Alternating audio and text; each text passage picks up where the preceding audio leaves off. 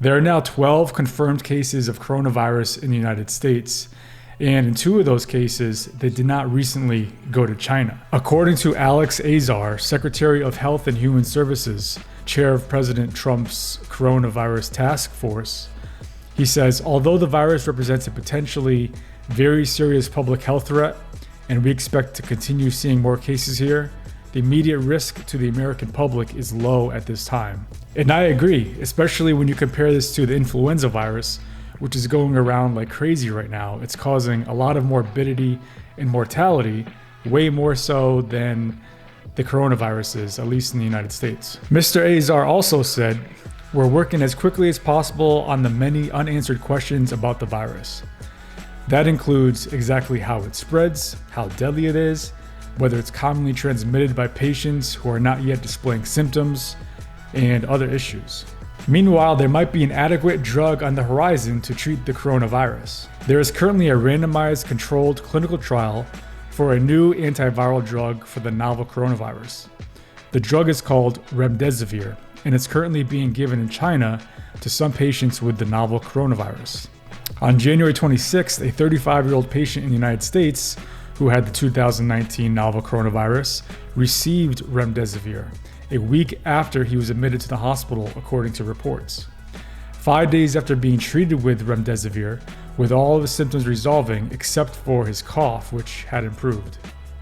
Remdesivir is a novel nucleotide analog prodrug originally developed by the biopharmaceutical company Gilead Sciences as a treatment for Ebola and Marburg virus, though it has subsequently also been found to show reasonable antiviral activity against somewhat related viruses like respiratory syncytial virus and coronaviruses. Remdesivir is yet to be approved anywhere globally, and although it appears to be safe, it still has not been proven to be safe or effective for any use.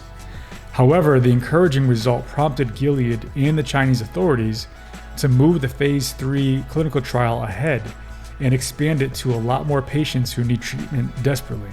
According to Dr. Anthony Fauci of the CDC, he says, what they're looking at is the effect of this drug, either the drug plus standard of care versus standard of care alone. I think pretty soon we're going to get a definitive answer whether one of these among several drugs works. The clinical trial is expected to be completed in April. So as of right now, the only definitive treatment for coronavirus is strictly supportive treatment only. Besides this drug to potentially treat coronavirus, there's also several organizations and investigators working on developing a vaccine for the new virus. According to Dr. Fauci, one of the first steps is to successfully get that novel coronavirus gene and insert it into the messenger RNA platform successfully and allow it to express proteins. He says, we've succeeded in doing that. The next step is to put it in a mouse animal model to induce immunogenicity and to get the company to make gold nanoparticle products. He says all of those have been successfully implemented. He later says, if that continues, we'll be in phase 1 trials in people within the next 2.5 months. Also, as of February 7th, more action is being taken to protect Americans from a potential coronavirus epidemic. Dr. Robert Redfield, who's director of the CDC, announced that Health and Human Services issued an interim final rule to amend foreign quarantine regulations in the wake of the public health threat posed by the new virus. He said this will enable CDC to collect certain contact information data regarding airline passengers and crew when they arrive from other countries and may be exposed to communicable disease. Now, let's talk about testing for the coronavirus. The testing is with real-time PCR testing, meaning polymerase chain reaction. Because this is a new virus with new testing, the exact accuracy of the test, meaning sensitivity and specificity of the test, is still not known. The U.S. Food and Drug Administration recently announced that it authorized emergency use of the CDC-developed coronavirus test in qualified labs around the United States. Previously, the test for the Wuhan coronavirus could only be performed at CDC headquarters in Atlanta.